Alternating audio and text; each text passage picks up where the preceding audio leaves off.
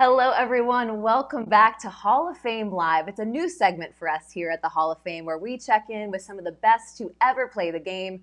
We kicked things off last week with Stan Smith, and we are going to keep the momentum rolling this week. She is a former world number one, a three-time Grand Slam champion, a Fed Cup champ, a tennis mom of three, a Tennis Channel analyst. The list goes on. Tracy Austin, great to see you. Great to see you too, Blair. How you doing? Hanging in there. And I know you've been busy. I've seen you on Tennis Channel. What has quarantine life looked like for you and your family? Well, obviously, it was very strange in the beginning. I have a senior in college. Brandon was at USC, didn't get to finish his season, so a lot of disappointment there. A senior in high school, he didn't get to go to the prom, and all of those things involved with kind of senioritis and kind of slowing down. But I tell you, I never dreamed that I'd have a time again where I had my three grown boys. Dylan, our oldest, actually has a job, so he's here working at home, but everybody home for breakfast, lunch, and dinner. So it's really been a lot of fun to see them interact as adults and just play games. We started a little mini garden out back with some zucchini and some tomatoes just to do something different. And with Brandon and Sean, they're the two tennis players of the group. We have a private court that we have access to just up the road a couple of blocks. So that in itself takes about 3 hours a day. I'm either feeding them balls or they're hitting with each other. So it's good to get out a bit. That's fantastic. And if you're watching us live, go ahead and leave a question for Tracy in the comment section if you have one. We're going to get to some of those at the end of the show today. But in the meantime, Tracy, I feel like it might be best just to start at the beginning. Let's start with little Tracy. You had four older siblings who all played tennis. Your mom worked in the tennis shop at the club. You trained under a future Hall of Famer in Vic Braden. When did you know that your tennis journey was maybe going to look a little out of the ordinary? I don't think there was a time where, say, the penny dropped. I just think it was a little bit of a perfect storm in that first I was the youngest of the five kids. So that's when my mom started working at the Jack Kramer Tennis Club, actually about 2 weeks after I was born. So we were there 24/7. My older brothers and sisters all played. Actually, four out of five of us played professional. So they were always doing it. They seemed to be having fun. I loved it.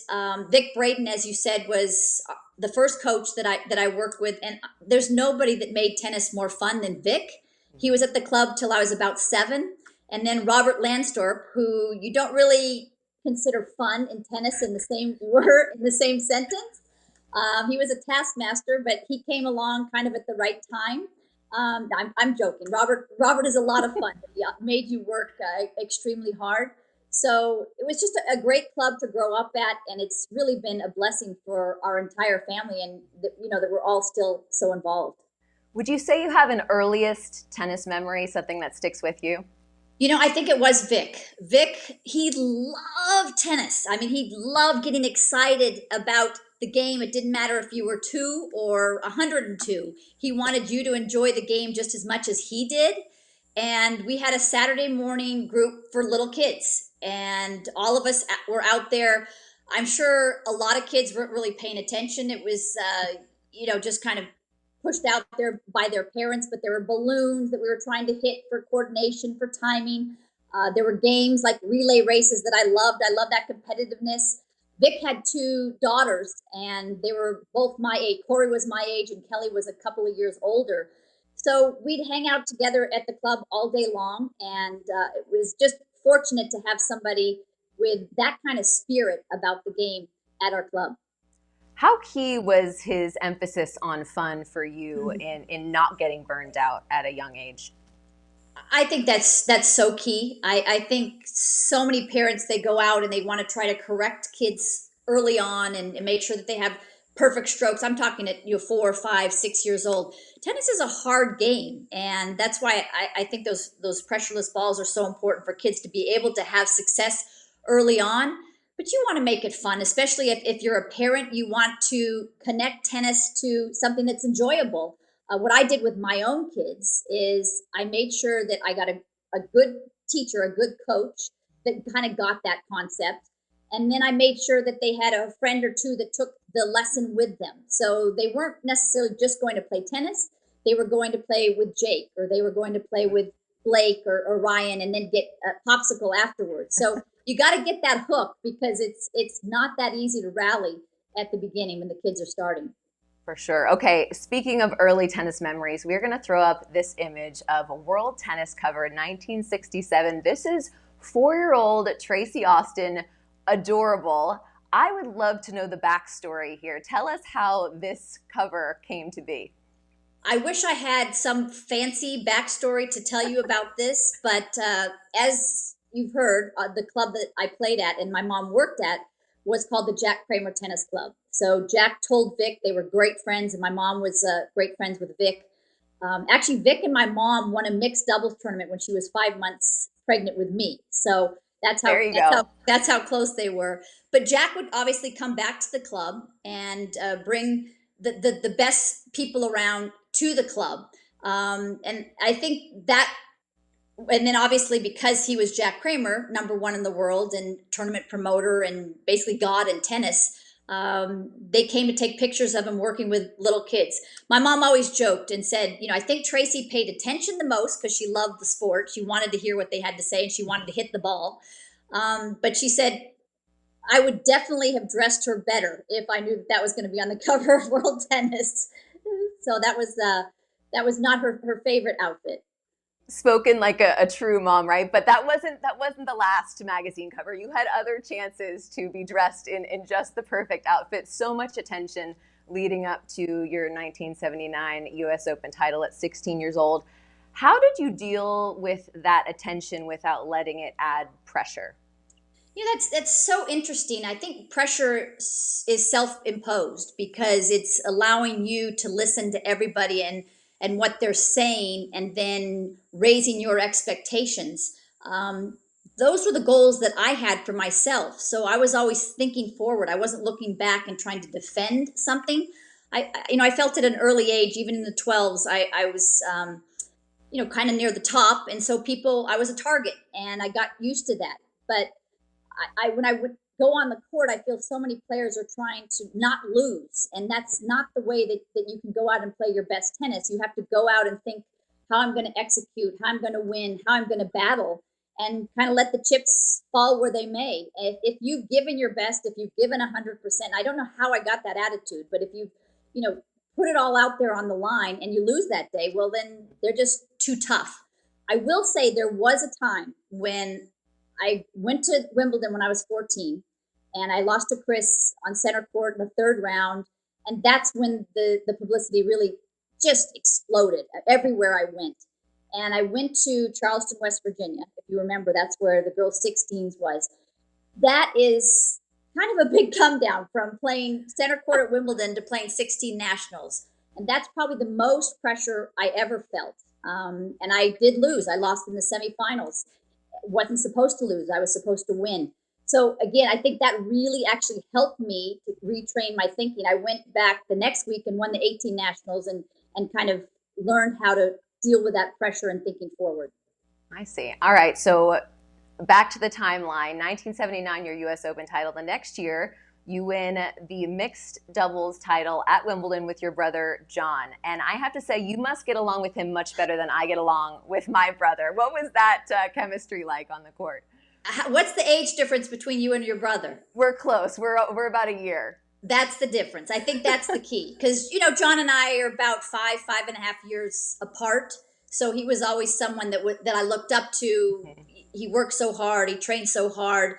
And the key was, I want to win. At the end of the day, I know that if I'm going to get mad at him or give that snarky look, or he kind of does that to me, we're going to feel uncomfortable on the court, and that's not going to make for the best result. So it was interesting because there were so many matches. We played VJ Armitage, Virginia Wade in the quarters. I think it was. We were down 4-1 in the third. Don't know how we got out of that one. So there were a number of matches. We played Goolagong and Newcomb in the early stages of the tournament. So it was kind of an interesting time because there were some big names in the event. And I think because we actually had that chemistry of really supporting each other, we were able to squeak through some matches. Actually, in the finals, we were down a match point. But I got to tell you, Blair, whether you fought or not with your brother, to win with a sibling, it's pretty special because most of our family was there at the time, and it wasn't even a dream that we had because it was so far fetched we didn't even think it could be possible. That sounds pretty fantastic. I will never know what that's like, but it sounds great. So rewinding just a little bit to, you were talking about that pressure and how you dealt with it. One thing that, I mean, gosh, we've heard so much about it in the last year when you look at Coco Gauff and the year that she had in 2019 and the WTA age eligibility rule, which has been scrutinized over the last year as well. Given your experience, how do you feel about that? Well, it is so interesting. Coco actually played 15 tournaments last year at all levels. So I do think that the age eligibility rule could be relaxed a bit. Say maybe add, I don't know exactly the number of tournaments they're allowed to play. They've changed it over the years, Yeah. and there you get extra for getting to this stage or whatever. But maybe three or four more events. I don't think a 15-year-old wants to be playing, say, 23 events a year. That is too much. And I think that's why the rule came into place, just to protect young ones that maybe have overzealous parents or overzealous agents. But there is something to be said of limiting it too much, because then a player feels so much pressure when they do play to have to succeed because they know they want to move up in the rankings. So we got to try to make sure that we find that sweet spot for the young players. All right. Well, one thing that obviously makes having a breakthrough as a teenager a little bit different today is the fact that we have social media. How do you think your experience would have been different if you had had that back in the late 70s, early 80s? I think it would have been much more difficult. It was difficult enough, Blair.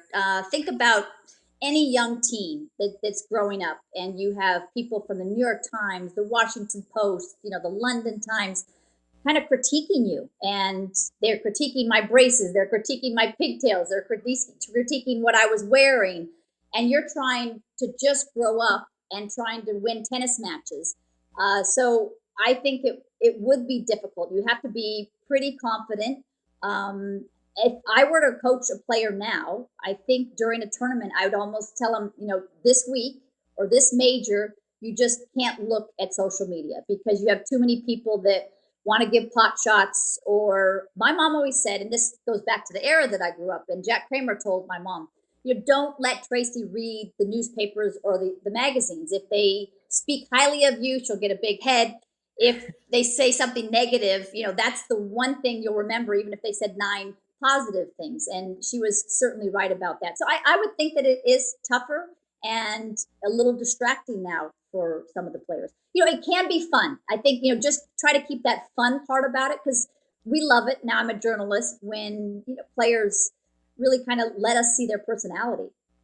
All right. On that note, if you're watching right now, Tracy is back on Instagram after a 5-year hiatus. Don't leave now, but when we're finished here today, you can go follow her at Tracy Austin _. You already have some great memorabilia up. Yeah, I do. And I don't have my blue check yet. It's supposed to be coming. Gotta get that. Please follow me, Tracy Austin _. Yeah, just a short little hiatus there, Blair, of 5 years. I promise I won't leave this time. But yeah, it's fun. And I will admit that I have a little help in the house now that we're quarantined. My son's girlfriend of 7 years is staying with us. And but after this whole thing lets out, I promise I'll keep going. All right. One thing that would surely have been captured on social media, if you had it when you won the U.S. Open, was the fashion, the dresses. You had some iconic looks. Is there a favorite when you look back? It is so interesting. During this time of quarantine, I've been able to go back and go through some of my pictures and try to organize them in books, because I haven't had a lot of time before. When I was 14 and playing at Wimbledon, I was 89 pounds and Wow. about 5'1". So there weren't a lot of options of things to wear. So I did wear that pinafore, and it was cotton. It was comfortable. It had a ball pocket, and that's what I was going for. And it's I was a little girl, and so I think the red and white check one is in the Hall of Fame, Mhm.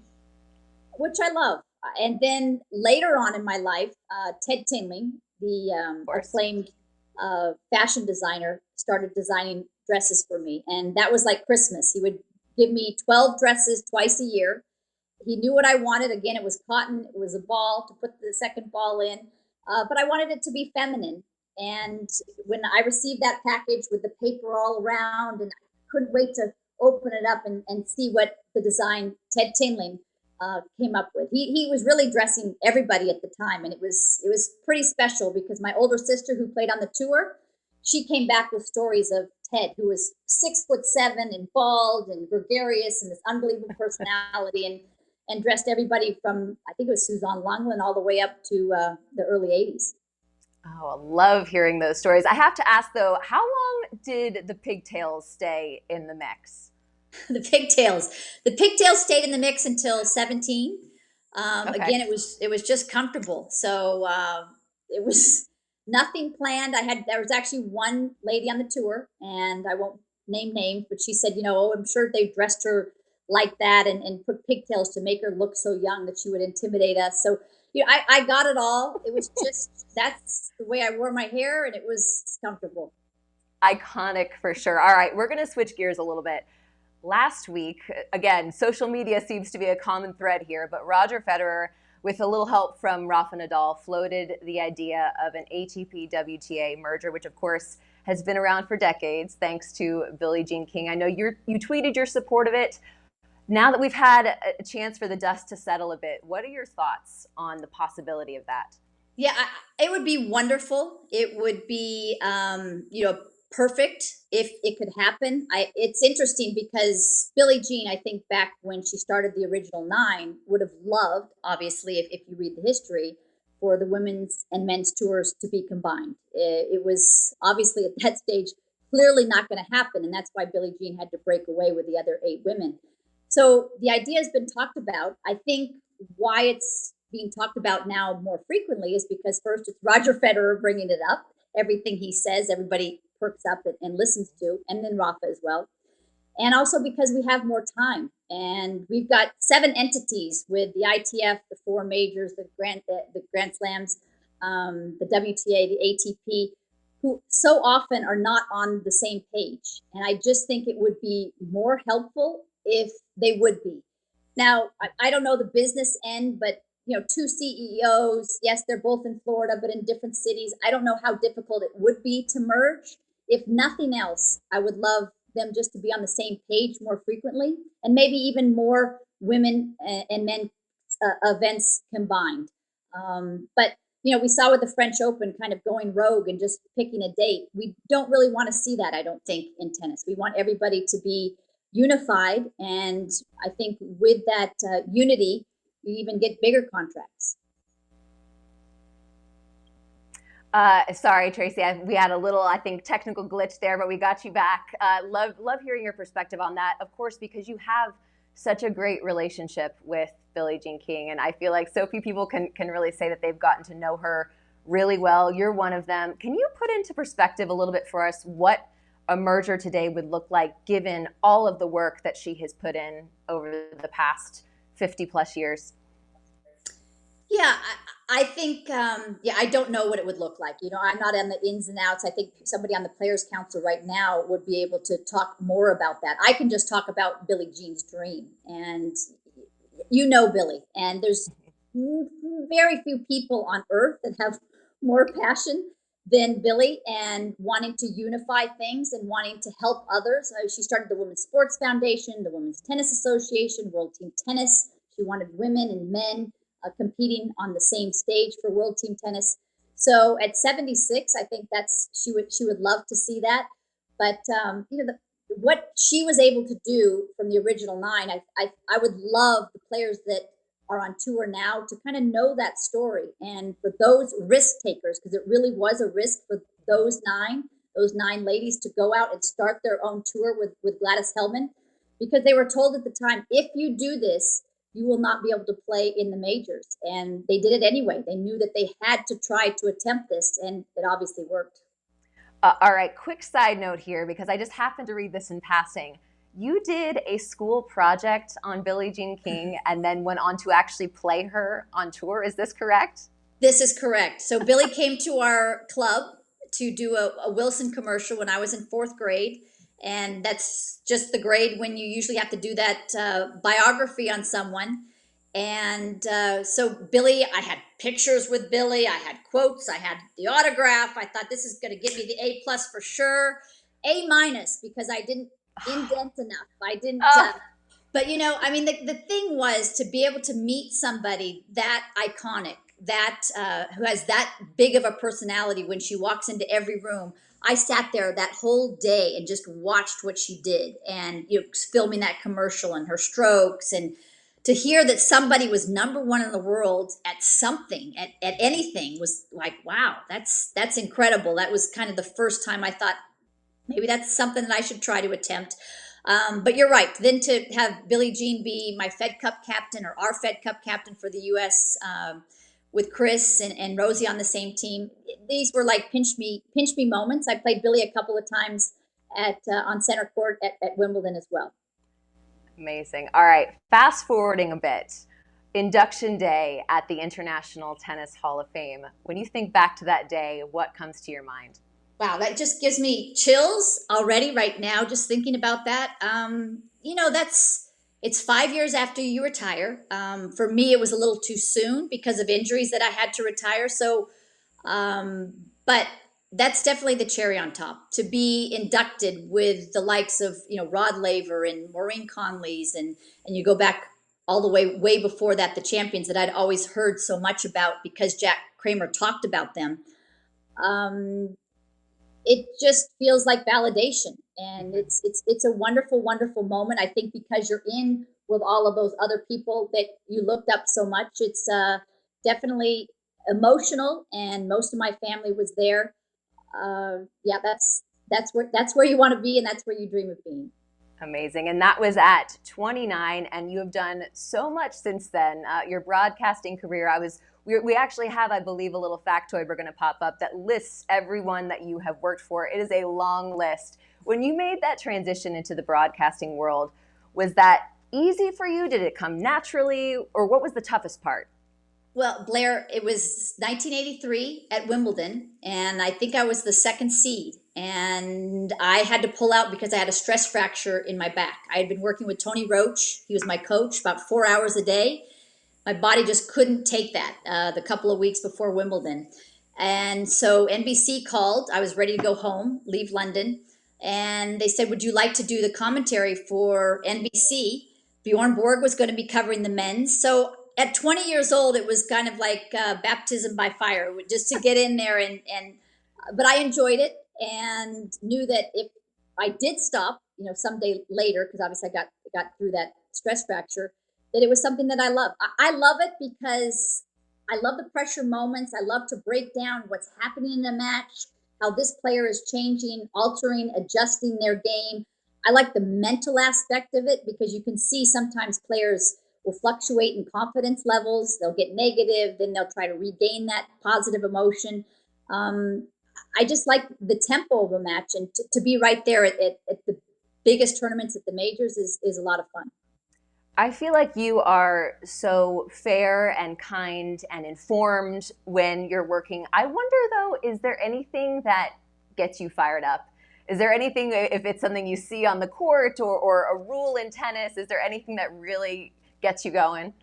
I think when people start acting badly or start acting cocky or treating umpires poorly, treating fans poorly, I really love the players. Like, I think Ash Barty just plays. She just plays the game and lets the chips fall where they may. She tries her hardest. She seems to be kind.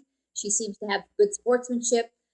I don't know. But, at the same time, remember when Nick Kyrgios was playing was it last summer or a couple summers ago at Washington and Mexico also? I couldn't take my eyes off of it. And I remember in Mexico, our whole family at night, what time's Nick playing? Because we wanted to see the shenanigans he was going to come up with. So I'm kind of speaking out of both sides of my mouth there. I love it. Well, I think it's fun for us as fans to watch for sure. And again, you mentioned already that you've been out on the court with your sons. You're a tennis mom ×3, and congratulations to your son, Brandon, by the way, just wrapping up a great career at USC. What would you say is the secret to being, a quote unquote good tennis parent? Because of course we've seen a lot of bad ones. Yeah, and I had to learn. I definitely had to learn a lot in the beginning. I think the first thing I would say is the golden rule. The golden rule is when they play a tournament, you're not allowed to say anything in the first hour or two, and it could be different for each kid. But we so want to fix things as a mom. You know, if you'd only hit to the backhand, if you'd only gotten more first serves in, that's not what anybody wants to hear for the first hour or two after a loss. So it's just, you know, you gave a great effort. Let's go get some ice cream. And I had to learn that. I will tell you. That was the only thing that my mom sometimes would break that rule. And that drove me crazy. So, other than that, I think I'm pretty proud of the fact that all three of my kids took tennis seriously at a different level, and I just had to adjust. And because I wanted them to love it long term, and I see so many parents, it's kind of their desire for their kid to play, and so it's like cookie cutter for each kid.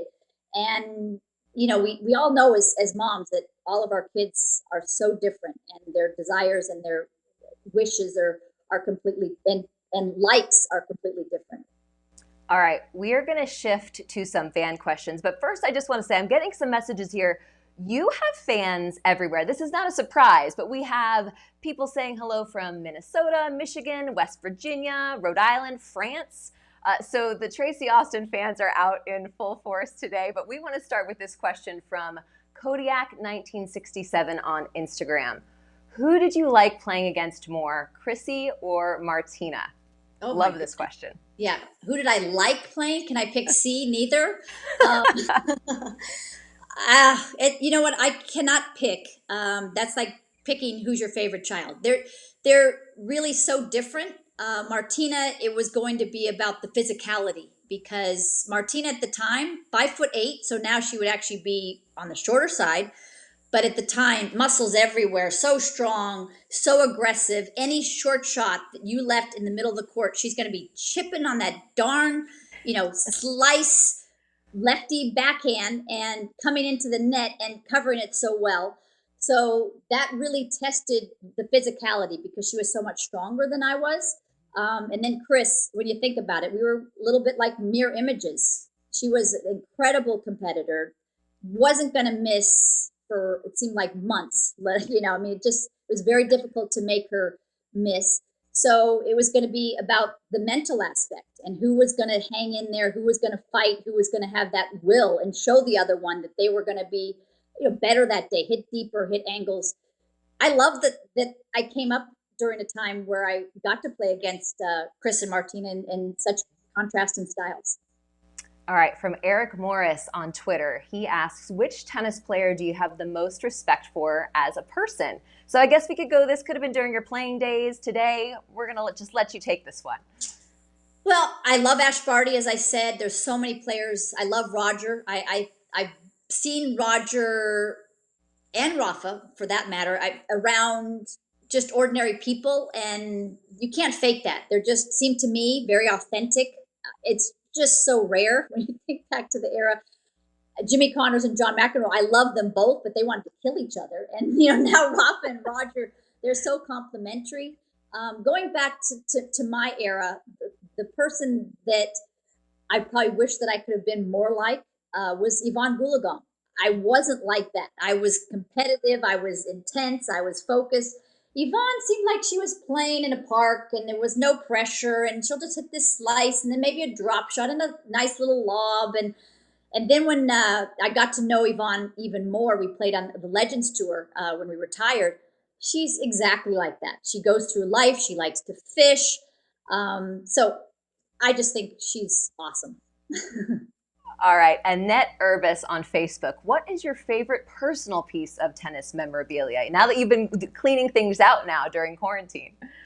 Wow, my personal, I don't know, could it be the Billie Jean report that I still have? Actually have all of my Ted Tinling dresses. That's something that I'm Wow. so happy that my mom saved. She kept them all nicely with paper around each one, so they're all um, very nice. Oh gosh, because you had this the other day at your treasure. I remember Brett Havers was a ball. Yes. Um, I have a collection of tennis rackets from, gosh, they got to be over 100 years. It's at my entryway where some actually have a fishtail at the end. You wouldn't believe some Wow. of the strings. I just love the history of our sport. So I can't pare it down. So Or first maybe, stop internet. What was yep. that? No, maybe my US Open trophy.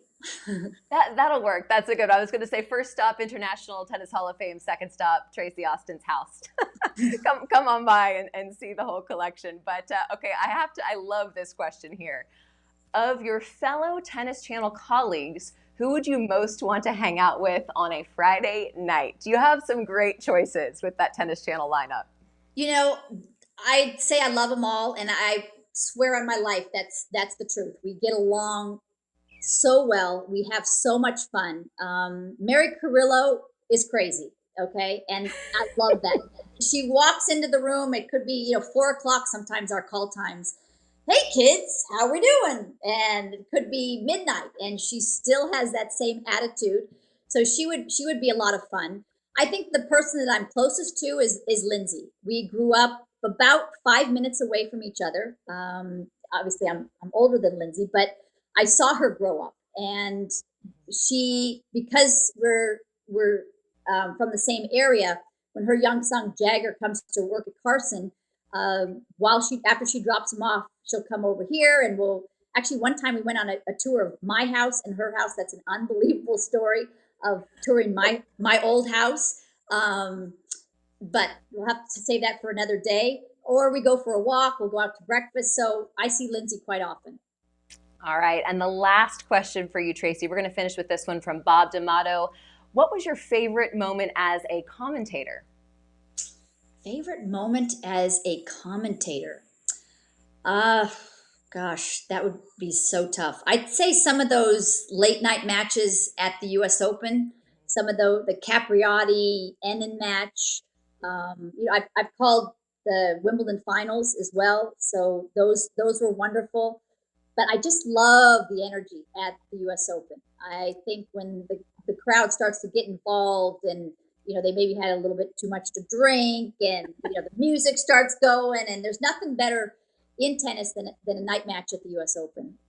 I'm curious, as a commentator, obviously as a player, you have that adrenaline when you have the late night matches, and it takes sometimes hours for the players to fall asleep after that. Do you have that same thing as a commentator? Does it take you a minute to kind of come down? No, I don't. Straight to bed. No. That's kind of a joke, actually, in our family. The other night at dinner, I actually went to sleep in the middle, so I have no trouble going to sleep. So no, but I do love that energy, and but yeah, no trouble sleeping. That's a good skill to have. Tracy, before I close us out, if you have, I'd love to hear maybe a message to the fans, anything you want to finish us off with today. Yeah, no, just I think one thing about quarantine that we've seen is how much people love tennis. We've seen them playing in the garden, swinging off the wall, going outside and doing Andy Murray's 100 ball challenge, or Federer's volleys off the wall. People have gotten creative because they really miss it. And it's such a huge part of our life. I think next week we're going to be seeing an exhibition in Germany, and we're just looking for anybody to be playing live tennis. And also, so many places people haven't been able to play tennis themselves. I mean, we've been lucky to have a private court close by, but just how important it is for us physically, mentally, socially. That's where so many of our friends come from, is from the tennis world. So hopefully we'll get back out there soon, and just to stay safe. Well, Tracy, such a pleasure to see you, hear from you, hear your insights. And we thank you all for joining us for another episode of Hall of Fame Live. We're going to be back next week with Gigi Fernandez. So that's going to be a lot of fun as well. Tracy, all the best. And we hope to see you in person soon. Thanks so much, Blair.